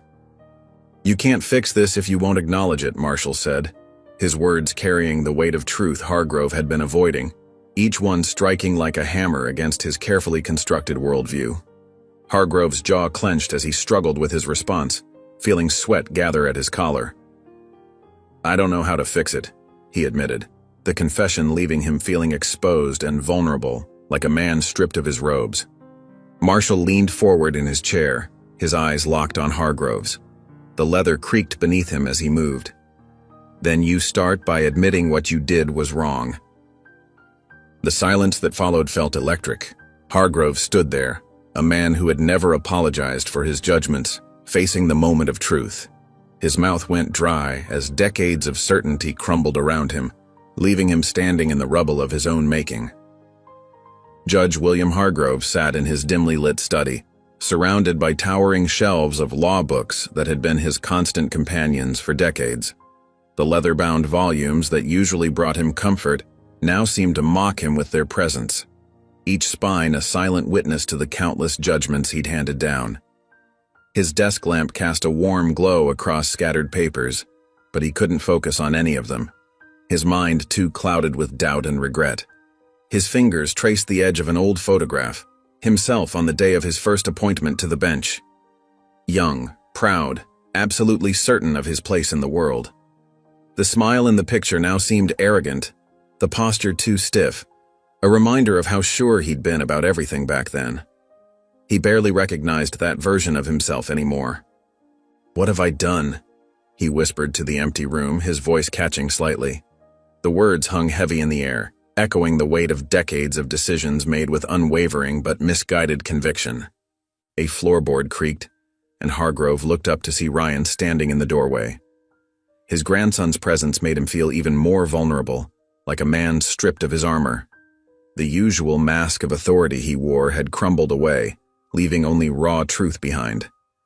"Grandpa?" Ryan's voice was gentle, almost cautious, as if approaching a wounded animal. For the first time in his life, Judge William Hargrove had no ready response, no quick judgment to hand down. He just stared at his grandson, his mouth slightly open but no words coming out. The eloquence that had served him so well in court had abandoned him completely. Ryan crossed the room quietly and settled into the leather chair across from the desk. The silence stretched between them, but it wasn't hostile anymore. Instead, it felt like the quiet before a storm breaks, full of potential and inevitable change. "You don't have to fix everything at once," Ryan said softly, his eyes full of understanding. "But you need to start somewhere." Hargrove's hands trembled slightly as he set down the photograph. "What do I do?" His voice came out hoarse, uncertain, so different from his usual commanding tone. The question felt foreign on his tongue, an admission of vulnerability he'd never allowed himself before. Ryan reached for his phone, his movements deliberate and calm. "Tomorrow morning, you're going to say it publicly." Hargrove's fingers gripped the edge of his desk until his knuckles turned white. The weight of what lay ahead pressed down on him, making it hard to breathe. Everything he'd built, every certainty he'd clung to, was about to change. And for the first time in his life, he knew it needed to. The path ahead was terrifying, but staying the same was no longer an option. The courtroom buzzed with whispered conversations and the rustle of papers, creating a low hum of anticipation. Morning light streamed through tall windows, casting long shadows across the polished wooden floors and illuminating dancing dust motes in the air. Every seat was filled, and people lined the walls shoulder to shoulder, their eyes fixed on the empty podium at the front. The tension in the room was almost tangible. Judge William Hargrove stood in his chambers, adjusting his robes one final time before the most difficult address of his career. His hands trembled slightly as he smoothed down the fabric, his weathered fingers catching on the familiar pleats. For the first time in his 30 years on the bench, his judicial robe felt heavy on his shoulders, like a weight pressing down on him, reminding him of every decision he'd ever made. When he entered the courtroom, the whispers died immediately, replaced by a thick silence. The silence was deafening, broken only by the soft sound of his footsteps.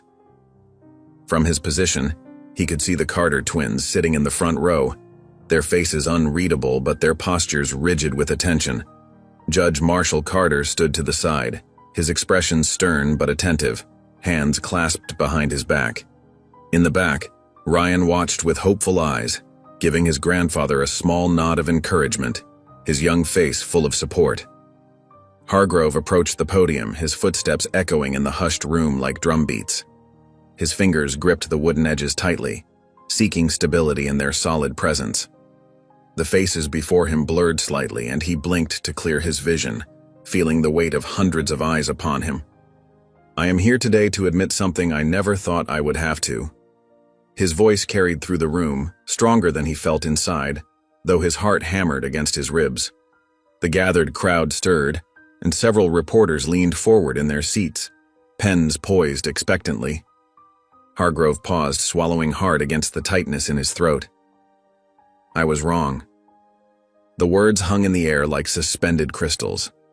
Jasmine's eyes widened in surprise, her composed facade cracking slightly, while Jamal remained perfectly still, his gaze intense and unwavering, studying every micro-expression on the judge's face.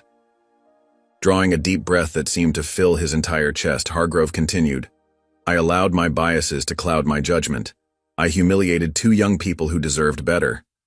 And for that, I apologize." Each word felt like it was being pulled from deep within him. The scratching of pens filled the silence as reporters hurriedly documented this unprecedented moment, their hands moving frantically across notepads. Judge Marshall Carter gave a slight nod, his expression softening almost imperceptibly, the stern lines around his mouth easing. When Hargrove stepped away from the podium, his hands were shaking more noticeably than before. He watched as Jamal and Jasmine exchanged meaningful glances, a lifetime of shared experiences passing between them in that single look.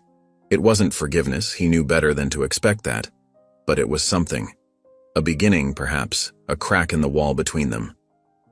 Marshall Carter stood quietly observing, his years of experience telling him that this public admission was just the first step in a much longer journey toward genuine change and understanding. Judge William Hargrove sat in his office, his fingers gripping the polished mahogany desk until his knuckles turned white.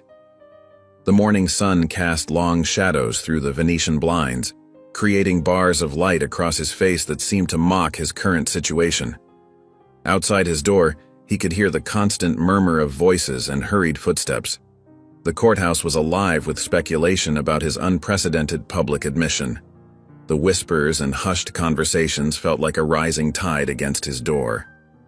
A newspaper lay open on his desk, its bold headline screaming, "Judge admits bias, legal community in shock."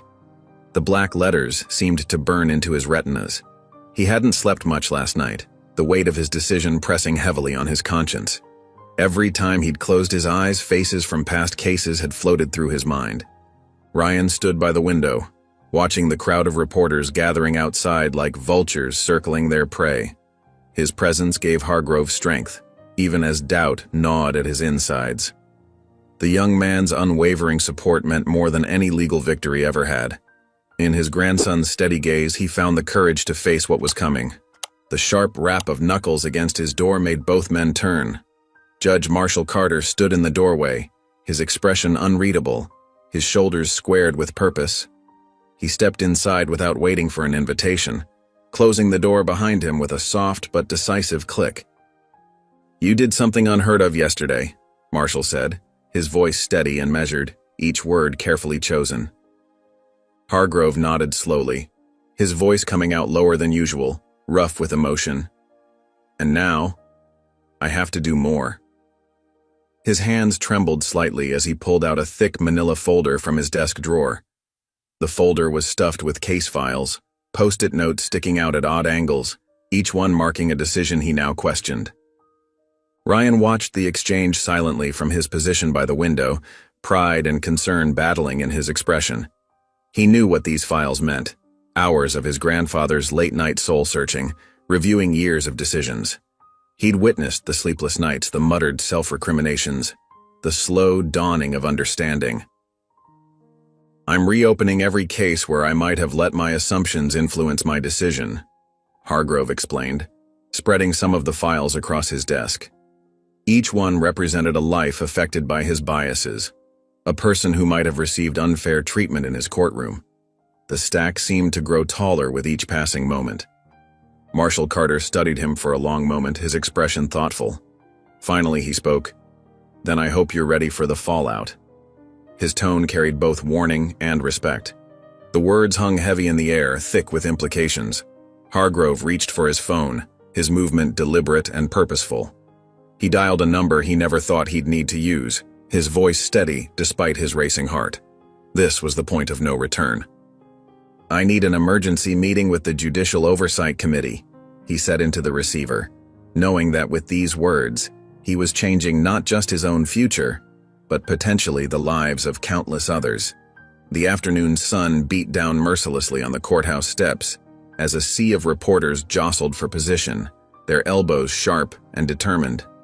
Camera flashes created a strobe-like effect that made passersby squint and shield their eyes, and microphones jutted into the air like reaching hands, desperate to catch every word.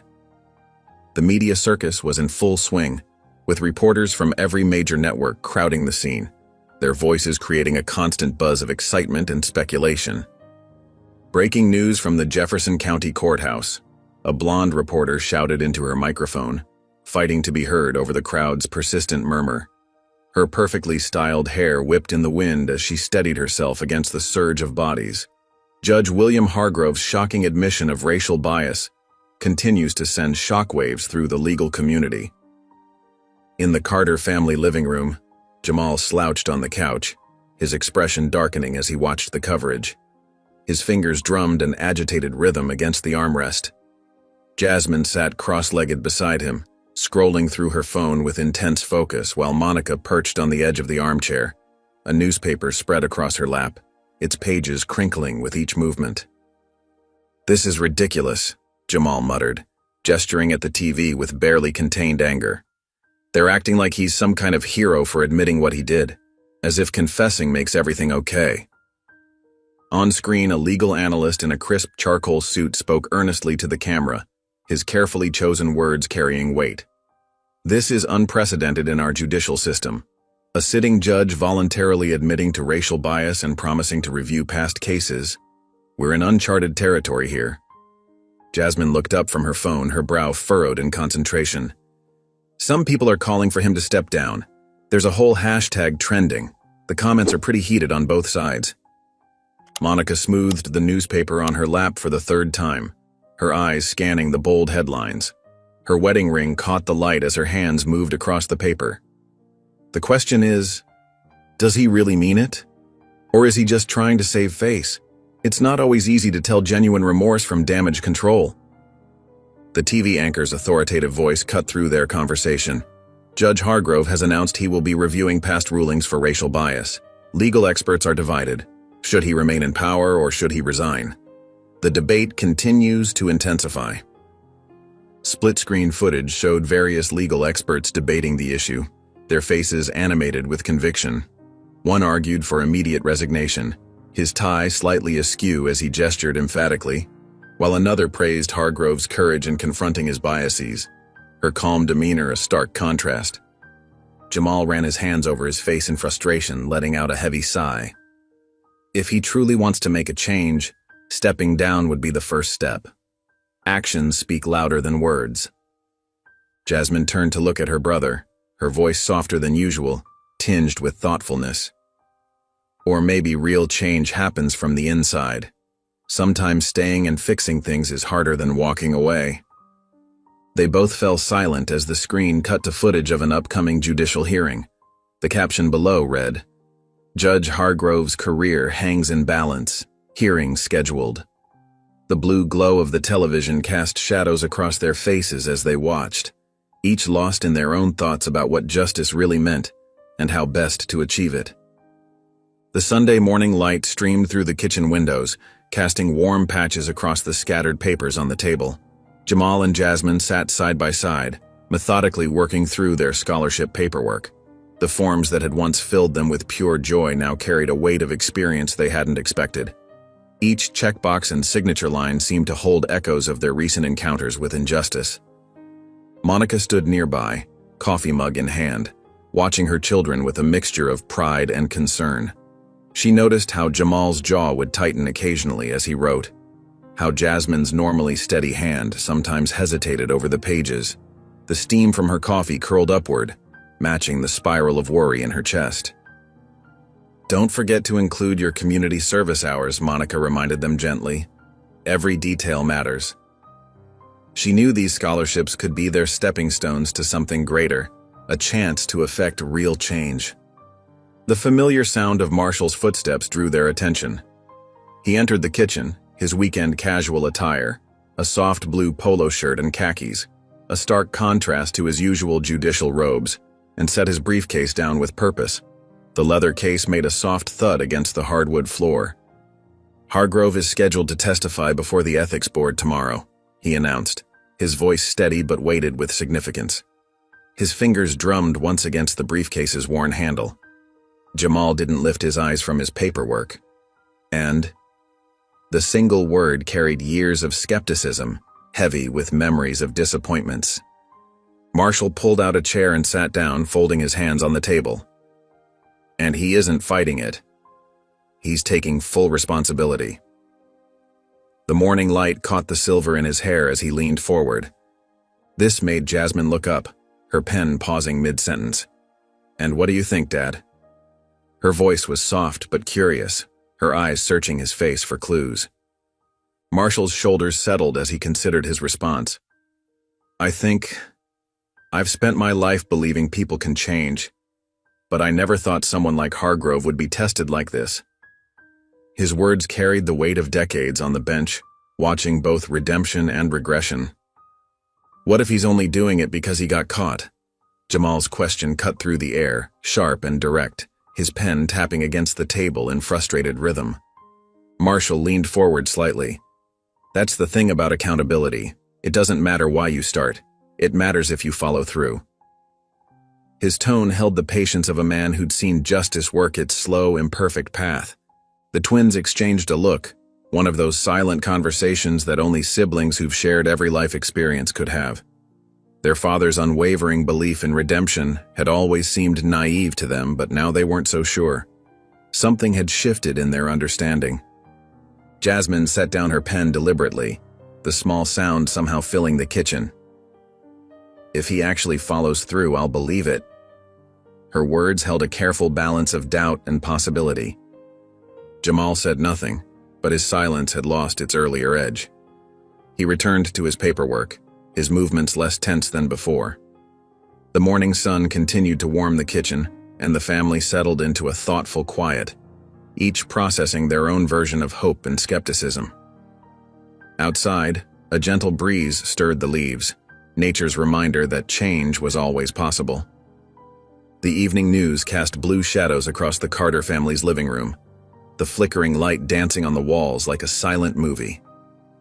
Jamal sprawled on the couch, his legs stretched out and one arm tucked behind his head, while Jasmine sat cross-legged in the worn leather armchair, her phone in hand. Monica perched on the edge of the sofa, her eyes fixed on the TV screen, fingers absently twisting her wedding ring.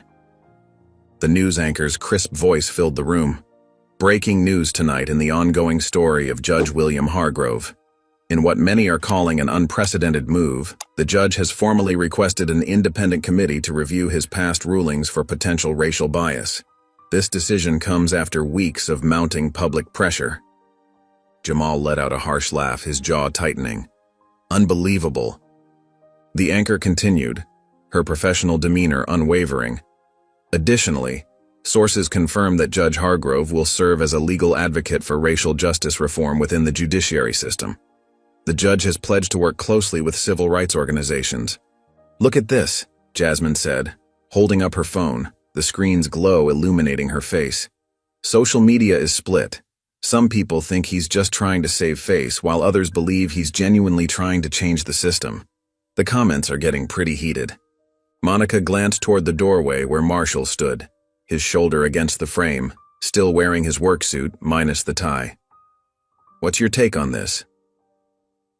Marshall crossed his arms, his expression thoughtful, the weight of years in law enforcement evident in his eyes. "I think the hardest part isn't making the decision. It's sticking to it when no one's watching. That's what separates real change from empty promises." "I still don't trust him," Jamal said, shaking his head, his fingers drumming restlessly against the couch arm. "One press conference doesn't erase what he did." "Words are cheap." Jasmine lowered her phone to her lap, her voice measured and calm. "Maybe we're not supposed to trust him. Maybe he's supposed to prove himself first. Actions speak louder than words, right?" The TV screen changed to show Judge Hargrove standing at a podium, cameras flashing around him like lightning in a storm. His face remained unreadable as reporters shouted questions, his knuckles white as they gripped the podium's edges.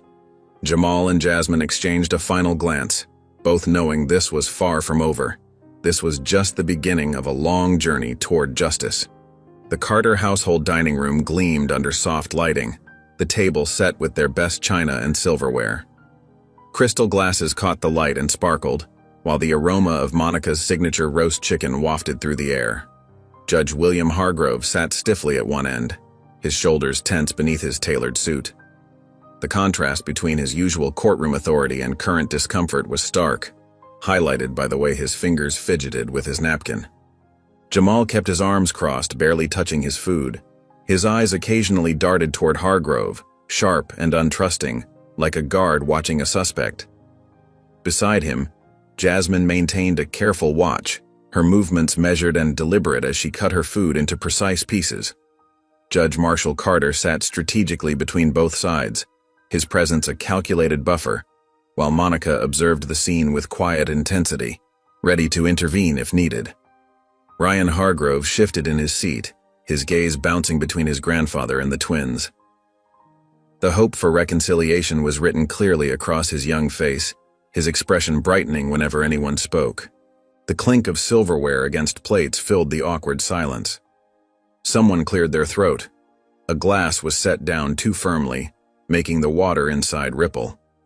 The tension grew thicker with each passing moment, hanging in the air like storm clouds before rain. Finally, Hargrove cleared his throat. His voice came out softer than anyone had ever heard it, almost vulnerable. "I don't expect forgiveness." Jamal remained stone-faced, but Jasmine's eyebrows lifted slightly, her fork pausing halfway to her mouth. "Then why are you here?" she asked, her tone more curious than hostile. Hargrove released a heavy sigh, his shoulders dropping slightly, the weight of years visible in his posture. "Because I need to face what I've done." "And what exactly have you done?" Jamal's voice cut through the air like ice, each word precise and cutting. Hargrove lifted his eyes, meeting Jamal's gaze directly. There was no trace of his former courtroom arrogance as he spoke, just raw honesty in his weathered face. "I let the law become my excuse for failing as a human being." The words landed in complete silence. Even the sound of silverware stopped. No one had expected such raw honesty from the usually stern judge. Monica's hand found her husband's under the table, squeezing gently. After what felt like an eternity, Jasmine broke the silence. "I still don't trust you." Her words were firm, but not unkind. Hargrove nodded, accepting her words without defense. "That's fair." He paused before adding, his voice steady. "But I trust you'll keep me accountable." A slight smirk crossed Jamal's face, the first crack in his stern facade. "Oh, you can count on it." For the first time that evening, Hargrove chuckled, a genuine, humbled laugh that acknowledged the long road ahead. The sound seemed to lighten the air just a fraction, like the first ray of sun breaking through clouds. The Carter family's dining room gleamed under soft lighting, but the atmosphere was heavy with unspoken tension. Judge William Hargrove sat at one end of the table, his normally commanding presence diminished by his obvious discomfort. His weathered hands rested uncertainly on the pristine tablecloth as Monica passed around dishes of steaming food that no one seemed eager to touch. The gentle clink of china echoed loudly in the strained silence. Jamal kept his arms firmly crossed, his dark eyes fixed on Hargrove with unwavering intensity, jaw clenched tight enough to show the tension in his neck. Beside him, Jasmine sat quietly, her fingers absently tracing the pattern on her napkin, her usual composed demeanor masking deeper emotions.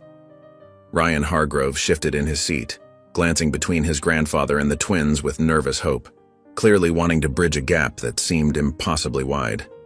The silence stretched until Hargrove cleared his throat. I appreciate you inviting me." His voice seemed smaller than usual, lacking its usual courtroom authority, almost lost in the vast space between them. Jamal's response was quick and sharp, cutting through the air like a knife. "We didn't invite you. Dad did." Judge Marshall Carter shot his son a warning look, but Jamal's expression remained defiant, chin lifted slightly in challenge. Monica continued serving food, her movements careful and deliberate, as she tried to maintain some semblance of normalcy, though her hands trembled slightly as she spooned out portions. Hargrove's shoulders slumped slightly, the starched collar of his shirt suddenly seeming too tight. "I understand why you don't want me here." "Do you?" Jasmine's voice was soft but pointed, breaking her silence for the first time that evening. Her words carried the weight of weeks of hurt and disappointment. Ryan watched his grandfather intently, waiting to see how he would handle the challenge in her words. The old judge seemed to shrink further into himself, but he kept his eyes on the twins, forcing himself to face their scrutiny. "I made a mistake," Hargrove said, his voice low and rough with emotion. "A grave one." Jamal leaned forward, his hands gripping the edge of the table until his knuckles whitened. "Which one? The part where you humiliated us? The part where you judged us without listening? Or the part where you were willing to ruin our futures?" The room fell completely silent. Even Monica's careful movements stilled, the serving spoon suspended midair. Marshall watched the exchange with measured attention, ready to intervene but allowing the moment to unfold, understanding the importance of this confrontation. Hargrove didn't bristle or defend himself as he might have done just weeks ago. Instead, he simply nodded, the weight of his actions visible in the new lines on his face, and said, "All of it." Jamal and Jasmine exchanged glances, their expressions unreadable, years of twin-born understanding passing between them in that single look. The silence was broken by the soft clink of Hargrove's water glass as he set it down. His shoulders seemed to carry a weight that hadn't been there before, and his usual judicial confidence had vanished entirely. The man who had once commanded his courtroom with unwavering authority now looked almost fragile in the warm dining room light. "I don't expect you to forgive me," he said, his voice rougher than usual, catching slightly on the words. "I don't even know if I deserve it." Jasmine looked up from her barely touched plate, studying him with the same analytical gaze she used when solving complex chemistry problems. Her fingers tightened almost imperceptibly around her napkin. "So then why are you here?" Hargrove met her gaze directly, something flickering behind his eyes. Perhaps regret. Perhaps fear. "Because I need to face this. Face what I did." He paused, his hands clasped tightly in front of him, knuckles white with tension. "I don't want to be the man I was in that courtroom, that man ... He swallowed hard. "That man was wrong." Jamal let out a short, bitter laugh. "So you had a moment of guilt, and now you want redemption?" His voice dripped with skepticism, years of witnessing empty promises and hollow apologies evident in every word. The fork in his hand trembled slightly with suppressed emotion. "No." Hargrove's response came quickly, but his voice dropped to almost a whisper, heavy with meaning. "I want accountability." The word hung in the air like a physical thing, seeming to change the very atmosphere of the room. Ryan's eyes widened slightly, and even Marshall Carter seemed taken aback, his usual composed expression slipping. Monica's hand stilled over the serving dish she'd been reaching for, frozen in the moment's gravity. "Accountability?" Jamal repeated, his tone still sharp but tinged with something new. Curiosity, perhaps. A crack in his armor of anger. "Yes?" Hargrove nodded, his fingers drumming nervously on the tablecloth, betraying his discomfort. "I need people who won't let me hide from what I did, who won't accept excuses or half measures, who'll—" He took a shaky breath. "Who'll hold me to the standard I should have held myself to all along." Jasmine set her fork down with deliberate care, her eyes never leaving Hargrove's face. She studied him as if trying to read the truth written in the lines around his eyes, the tension in his jaw, the way his shoulders curved inward with the weight of his confession. Jamal's posture remained rigid, but his expression had shifted subtly. He was listening now, really listening, even if his doubt hadn't fully dissolved. The conversation wasn't easy. Every word seemed to carry the weight of past prejudices and present pain, decades of systemic injustice compressed into single syllables. But for the first time since that day in the courtroom, there was something real in the exchange, something honest, something that might, just might, lead to change. The silence was broken by Jamal's direct challenge. His eyes locked onto Hargrove, unflinching and demanding truth. The tension in his jaw showed he wouldn't back down this time. "You think because you're admitting fault now it erases everything?" Jamal's words cut through the air like a knife. His fingers gripped the edge of the table, knuckles whitening with barely contained emotion. Hargrove set his fork down carefully, his movements deliberate. The silver utensil made a soft click against the fine china. "Number. But I need to understand why I thought the way I did." Jasmine leaned forward slightly, her analytical mind working. Her eyes narrowed thoughtfully as she studied the judge's face. "You were raised that way, weren't you?" Hargrove's hand trembled slightly as he reached for his water glass. He took a small sip, then set it down with a soft clink. The crystal caught the light, throwing tiny rainbows across the tablecloth. "My father was a judge too. He taught me the law was about control, that justice was colorblind." His voice grew quieter, almost ashamed. "But I see now that isn't true." The admission hung heavy in the air. Marshall Carter watched silently as his children processed Hargrove's words, his own expression a careful mask of neutrality. Jamal's voice sharpened like steel. His dark eyes blazed with intensity. "So what happens when you're not in the spotlight? Do you still see it then?" The question seemed to hit Hargrove hard. His shoulders slumped slightly, and for the first time, he looked truly vulnerable. The carefully maintained facade of the stern judge cracked visibly. "That's what I need to prove." Ryan, who had been quiet until now, straightened in his chair. His young face showed a maturity beyond his years. "And I'll hold him to it." His voice carried a determination that made everyone at the table turn to look at him. The room fell quiet again, but something had shifted. The air felt different, heavier with the weight of truth, yet somehow clearer. The clink of silverware had stopped entirely. This wasn't just about one dinner. It was about what comes after, about the long road of actions that would need to match these words. Jasmine's fingers drummed against the polished dining table, her composed exterior finally cracking. The weight of everything that had happened, everything that could have happened, pressed down on her chest. "You know what keeps me up at night, Judge Hargrove?" Her voice was steady, but charged with emotion. "It's not just what you did to us. It's knowing that somewhere out there, right now, someone else is sitting in a cell because a judge like you didn't bother to see them as human." Hargrove's shoulders slumped. The fork in his hand trembled slightly. "How many lives have you ruined?" Jasmine continued, her words precise and cutting. "How many dreams did you crush because you couldn't see past your own prejudice? We had our father, a federal judge, to save us. But what about the kids who only had a public defender? What about the ones whose parents couldn't afford bail?" Jamal nodded silently, his jaw tight. The truth in his sister's words hung heavy in the air. Ryan watched his grandfather, seeing the man he'd always looked up to shrink under the weight of Jasmine's questions.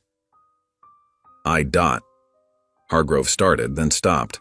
For once, he had no legal precedent to hide behind, no authority to shield him. "I never thought about it that way."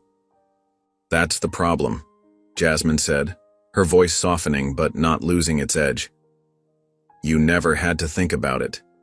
You sat in your courtroom, making decisions that destroyed lives, and you never once had to face the consequences." Hargrove's hand shook as he set down his fork. "You're right," he said, his voice barely above a whisper. "I didn't just fail you and your brother. I failed every person who came before me expecting justice." The admission hung in the air, raw and uncomfortable. For the first time since entering the Carter home, Judge William Hargrove truly heard what was being said.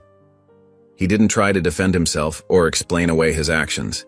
He simply listened, letting Jasmine's words sink deep into his consciousness. The truth was harder than any sentence he'd ever handed down. Room, making snap judgments, and went home to your comfortable life while people's futures crumbled in your wake.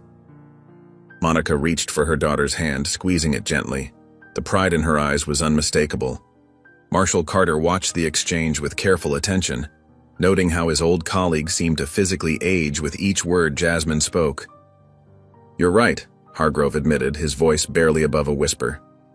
"I had power, and I wielded it carelessly. Worse than carelessly, I wielded it with prejudice." Jamal leaned forward, his eyes intense. "So what are you going to do about it?" "I've started reviewing cases," Hargrove said, setting down his utensils. "Every single one where my bias might have influenced the outcome. But that's not enough, is it?" "No," Jasmine said firmly. "It's not." Ryan spoke up from his seat, his voice steady despite his nervousness.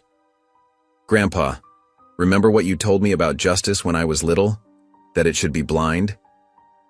Hargrove nodded slowly. "But you weren't blind," Ryan continued. "You saw exactly what you wanted to see, and now you need to see everything you missed." The silence that followed was deafening. Hargrove stared at his plate, his food untouched. The man who had commanded such authority in his courtroom now looked lost, stripped of his certainties. "I can't undo what I've done," he finally said, looking up at the twins. "But I can spend whatever time I have left trying to fix it. Not just my cases, the whole system." If you'll hold me accountable." Jasmine and Jamal exchanged a look.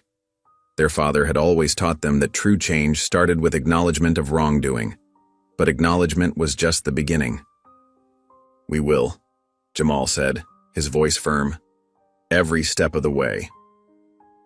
Judge William Hargrove stood before the Judicial Committee, his hands clasped tightly behind his back to hide their slight tremor. The wood-paneled room felt smaller than usual, despite its impressive size. 5 senior judges sat elevated before him, their expressions ranging from skeptical to openly hostile. "Judge Hargrove," began Justice Eleanor Matthews, her silver hair gleaming under the fluorescent lights, "you're asking us to initiate an external review of over 200 cases you've presided over?" "Yes, Your Honor." Hargrove's voice carried clearly across the silent room. "Every case where I believe my personal biases may have influenced my judgment." From his position in the back of the room, Marshall Carter watched intently. His face remained carefully neutral, though his eyes never left Hargrove's rigid posture. "And you understand," continued Justice Matthews, "that this review could result in overturned verdicts, potentially even disciplinary action against you." "I do, Your Honor." Hargrove's voice remained steady. "And I will accept whatever consequences are deemed appropriate." A wave of whispers swept through the assembled crowd. In the gallery, Jamal leaned closer to Jasmine. "If he's acting, he deserves an Oscar," he muttered, though his usual edge of sarcasm seemed slightly dulled. Ryan Hargrove sat a few rows ahead, his shoulders tense as he watched his grandfather. His hands were clenched in his lap, knuckles white with anxiety. Justice Roberts, a stern-faced man with thick glasses, spoke next. "In my 30 years on the bench, I've never seen a sitting judge volunteer for such scrutiny." "These circumstances are unprecedented," Hargrove acknowledged, "but necessary." The head of the committee, Justice Chen, studied Hargrove for a long moment before nodding slowly. "Very well. This committee will proceed with the review." As Hargrove stepped away from the podium, reporters burst into action, their questions overlapping in a cacophony of demands. Camera flashes lit up the room like lightning. Marshall Carter made his way through the crowd, meeting Hargrove at the bottom of the steps. Their eyes met, and Marshall's words cut through the chaos. "This is just the beginning." "I know," Hargrove replied quietly. From their seats, Jamal and Jasmine exchanged meaningful looks. They weren't ready to forgive, but for the first time they could see Hargrove was actually trying. Jamal stared at the cream-colored envelope on the kitchen counter, his fingers drumming against the marble surface. The heavy paper felt expensive, and Judge Hargrove's signature on the back seemed to mock him. Jasmine picked up her identical envelope, turning it over in her hands. "Well, this is new," Jasmine said softly, her eyes studying the careful penmanship. Monica stood nearby, her reading glasses perched on her nose as she watched her children examine their unexpected mail. The kitchen was quiet except for the gentle hum of the refrigerator. Jamal snorted, shaking his head. "He wrote us a letter? What, no press conference this time?" Jasmine shot him a look before carefully breaking the seal on her envelope. The paper made a crisp sound as she unfolded it. Her eyes moved across the page, and slowly, her expression changed. The hardness in her face softened just a fraction. "What does it say?" Monica asked, stepping closer. Jasmine cleared her throat and read aloud. "Jasmine, I see now that what you asked me that night was the hardest question of my life. How many others? I don't know the answer yet, but I am looking, and I will not stop until I find it." Jamal sighed heavily, finally picking up his own envelope. The paper felt heavy in his hands as he tore it open, less carefully than his sister had. His eyes scanned the words, his jaw tightening slightly. "Jamal, I have no doubt you will be a force for change. I only hope that when you sit in my seat one day, you will be fairer than I was." The kitchen fell silent again. Monica watched as her children processed the words, each lost in their own thoughts. After a moment, Jasmine folded her letter with careful precision, smoothing the creases with her fingertips. "I think he means it," she said quietly. Jamal exhaled, a sound somewhere between frustration and resignation. "Maybe." Without another word, he tucked his letter into his backpack, not ready to forget, but not throwing it away either. The massive university auditorium buzzed with excitement, a sea of black caps and gowns stretching across the room. Jamal and Jasmine Carter stood together in line, their gold honor cords glinting under the bright lights. Their hands gripped their name cards tightly as they waited for their moment. Monica Carter dabbed at her eyes with a tissue while Marshall beamed from his seat, his chest swelling with pride. A few rows back, Ryan Hargrove waved enthusiastically at the twins, his own graduation cap slightly askew. In the very back of the auditorium, Judge William Hargrove sat quietly, his hands folded in his lap. He made no gesture, drew no attention to himself. He simply watched. "Jasmine Carter," the announcer's voice boomed through the speakers. Jasmine stepped forward, her head held high as she crossed the stage. The dean handed her the diploma, shaking her hand firmly. Jamal Carter came next, and Jamal followed his sister's path, accepting his diploma with a confident smile. Monica's tears flowed freely now as Marshall applauded, his eyes shining. The twins made their way through the crowd toward their family, their achievements finally real in their hands. Ryan caught up to them, slightly out of breath. "So," he asked, glancing between them, "what happens now?" Jamal's eyes drifted to where Judge Hargrove sat in the distance. His voice was measured when he spoke. "Now, we see if he really follows through." Jasmine took one final look at Hargrove before turning away. "It's not about forgiving him," she said firmly. "It's about making sure he never forgets." Jamal nodded in agreement. They didn't trust him, but they would watch him. As they walked away, the weight of the past lingered, but the future was theirs to define. If you enjoyed the story of Jamal, I handpicked this next story that you will enjoy. Please don't miss this one. Click here to watch it.